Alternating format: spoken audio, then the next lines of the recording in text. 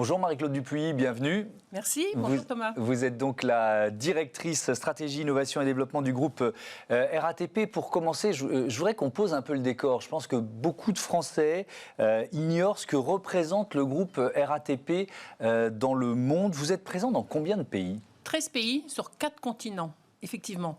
Et c'est vrai que l'image de la RATP dans le monde, c'est le métro à Paris. Mais la RATP, ce n'est pas que ça, loin de là. Nous opérons 8 modes, y compris alors, le métro, bien sûr, le RER, le tram, les bus, mais aussi des navettes fluviales, mais aussi un téléphérique, des téléphériques. Donc, on a vraiment une palette de mobilité. Et par ailleurs, le groupe, c'est aussi une offre de services pour les villes, notamment autour de l'immobilier, de l'énergie, des télécoms, des high-tech. C'est tout ça, le groupe RATP, et c'est 63 000 personnes. Oui, c'est ça. Mais attendez, quand vous dites immobilier, high-tech, c'est quoi, par exemple comme, Nous avons des filiales, en fait. Ouais. Et il se trouve que pour nos besoins propres en tant qu'opérateur de mobilité en Ile-de-France, en fait, nous opérons, bien sûr, ces modes de mobilité, mais aussi nous construisons, nous sommes des bâtisseurs. Déjà, c'est nous qui sommes chargés, y compris par la Société du Grand Paris, de prolonger certaines lignes de métro. Donc, on prolonge des lignes de métro, mais aussi on construit dans la ville, à la fois pour accueillir nos installations industrielles de maintenance des trains et des bus qui sont insérés et intégrés dans les villes, dans des ensembles immobiliers de très beaux d'ailleurs, mais aussi nous faisons aussi du logement social pour nos salariés, parce que nos salariés doivent être les premiers sur le terrain. Et ceux qui ouvrent les portes du métro n'ont pas le métro pour arriver, forcément. Donc on loge une partie de nos salariés dans des logements sociaux en ville. Alors, cette implantation mondiale, j'y reviens, ça donne une idée de l'impact de votre stratégie. On va d'abord parler de ce qui a été fait avant de se projeter dans l'avenir. Qu'est-ce que vous avez fait ces dernières années pour réduire vos émissions de gaz à effet de serre ? En fait, notre engagement en termes RSE est très ancien. Mais j'ai envie de dire qu'il y a eu un tournant au moment de la COP21 à Paris. Et au moment où la RATP s'est engagée à réduire de 20% ses consommations d'énergie en 10 ans, consommation par voyageur kilomètre, et de 50% ses gaz à effet de serre en 10 ans aussi. Et à ce moment-là, on avait cette vision, ces objectifs et un plan d'action. Et ce plan, c'était le remplacement de tous nos bus diesel en région Île-de-France par des bus propres. Et notre flotte, c'était 4700 bus. 4700 bus diesel, donc, pratiquement, oui, tous donc diesel. remplacés par quoi ? De l'électrique, du gaz ? Du gaz et du bio-GNV pour éviter les émissions de gaz à effet de serre. Donc la décision a été prise fin 2014, annoncée aussitôt. Et là, il a fallu bâtir un plan industriel pour à la fois stimuler les constructeurs de bus pour qu'ils nous offrent les bus correspondants. Alors, les bus au gaz existaient depuis longtemps. Les bus électriques, c'était beaucoup plus nouveau. Et ils étaient d'abord essentiellement en Chine à cette époque-là, en 2015. Donc, on a stimulé l'industrie française et européenne pour qu'ils nous fabriquent des bus électriques. Donc, le fait d'avoir affiché cet objectif à 10 ans a permis d'entraîner tout le monde. Et donc, puis, l'objectif, c'est 100% 2025, c'est ça ? Oui. Vous en êtes à combien aujourd'hui ? Alors, on est à presque 30% de bus propres.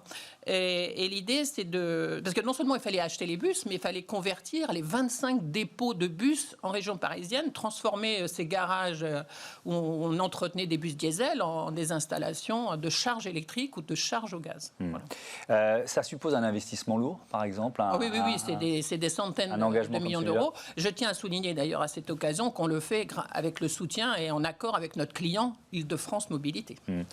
Autre initiative qui est très concrète, alors c'est un peu plus petit en amplitude, mais quand même, je trouve ça intéressant. Sur la ligne 11 du métro parisien, alors là, on se recentre à Paris, vous récupérez la chaleur. Ah oui. Pour en faire quoi ? On traque tout ce qui peut permettre de récupérer l'énergie. Et dans le métro dégage de la chaleur. Et là, on a eu une chance, un beau cas de figure qu'on a travaillé avec Paris Habitat, où juste, on a travaillé avec eux, il y avait un logement, un immeuble de logement juste à côté d'une station de métro où il y avait une communication entre les deux. Donc, on a pu prendre la chaleur du métro avec une pompe à chaleur et chauffer une vingtaine de logements. Ouais. Et ça, on essaie de le déployer de manière plus industrielle avec des partenaires. Oui, et dans une autre émission qui s'appelle Smart Future sur l'innovation, on parlait des parkings du futur et c'est effectivement l'une des pistes d'utilisation des parkings du futur. Il y a un autre levier, c'est l'approvisionnement global en énergie. Comment comment vous passez à l'énergie verte? Je crois que vous avez passé un accord sur l'éolien notamment. Oui, alors ça, c'est vraiment...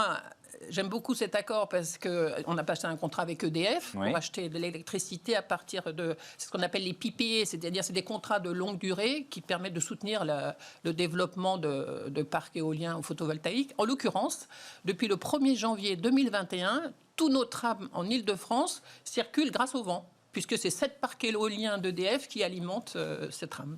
Alors, le groupe RATP a révélé il y a quelques mois sa raison d'être. On va la voir s'afficher sur notre écran. Je ne vais pas la lire en entier, je vais juste lire le début et notamment la phrase forte. Fort d'une expérience centenaire et d'un savoir-faire unique, la raison d'être, c'est ça. Le groupe RATP s'engage chaque jour pour une meilleure qualité de ville. Alors, déjà, le making-of, si j'ose dire, de cette raison d'être, 138 000 contributions des salariés. Je ne sais pas si c'est un record, mais on ne doit pas en être loin. C'est une très belle participation, puisque effectivement, nous l'avons fait sur un temps très court, de 5 semaines, où on a interrogé tous nos collaborateurs sur la base d'une dizaine de questions, mais qui avaient fait l'objet d'une préparation de plusieurs mois. C'est-à-dire qu'on ne voulait pas ouvrir largement la boîte de Pandore. Il y a eu tout un travail de fond, des ateliers avec les métiers, avec le top management, avec tout le monde, les opérateurs, pour préparer cette dizaine de questions qui seraient partagées auprès de tous les collaborateurs, et notamment des questions autour de ce qui nous rend fiers, de ce qui nous unit,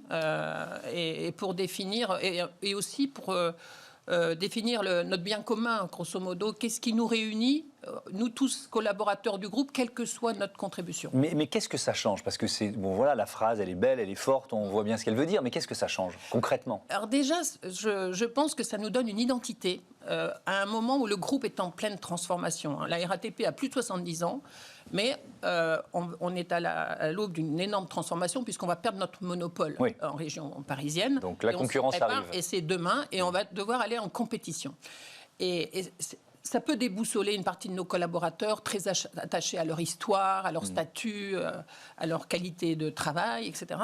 Donc il fallait réconcilier le fait qu'on restera toujours avec des valeurs très fortes RSE, parce que ça c'est très ancré dans les valeurs de tous, et qu'on pouvait réconcilier ça avec une compétition. C'est-à-dire, et c'est un peu le sens d'ailleurs de la raison d'être de la loi Pacte de 2019, c'est de faire en sorte qu'on réconcilie les intérêts économiques et les intérêts RSE, je le dis souvent, durable et rentable. On peut résumer ça comme ça. Et donc, il fallait trouver ce lien commun entre les salariés de la RATP historique francilienne, la régie, et ceux qui opèrent au Moyen-Orient ou aux États-Unis. Donc ça nous donne un lien, et c'est notre étendard, si vous voulez. Mais comment on va pouvoir évaluer sur les prochaines années que vous respectez finalement les engagements qui sont pris dans cette raison d'être? C'est une très bonne question, parce qu'il y a un avant et un après, effectivement. Et nous sommes, là encore, nous avons continué nos échanges pour définir 6 principes d'action qui déclinent cette raison d'être autour des services que nous rendons au territoire, nos salariés, les voyageurs, l'environnement.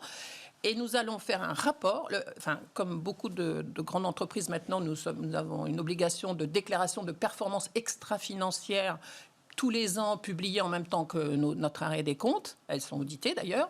Et nous allons faire ce rapport à partir de l'année 2021, structuré suivant ces 6 principes d'action avec des preuves de nos engagements et du respect de nos engagements. D'accord, donc on pourra année après année voir le progrès, la marge de progression du groupe RATP sur ces questions. Est-ce que quand on définit une raison d'être, comme vous venez de le faire, c'était il y a quelques mois, est-ce que vous l'avez imaginé? Il y a eu une réflexion avec vos partenaires aussi, parce que ça engage les partenaires de la RATP. Tout à fait, tout à fait. Donc ce que nous avons fait, donc il y a eu tout ce travail interne pour réunir le corps social, j'ai envie de dire, mais on a aussi, nous sommes appuyés sur un comité d'experts. Je salue en particulier la participation de Nicole Notat, d'Anne-Marie Hydrac, des élus, des députés, des représentants des voyageurs. Nous avons consulté bien sûr nos associations de voyageurs et on a confronté un peu les points de vue. Et c'était assez intéressant de voir la convergence de ce qui fait la singularité du groupe RATP entre l'interne et l'externe, notamment autour de notre histoire, notamment autour de notre innovation, et nos engagements vis-à-vis de l'environnement qui sont bien connus. Et c'est vraiment à partir de cette consultation interne et externe qu'on a pu définir cette raison d'être. Merci Marie-Claude Dupuis, à bientôt sur Bismart. Tout de suite, on passe à notre débat sur l'hôtellerie responsable.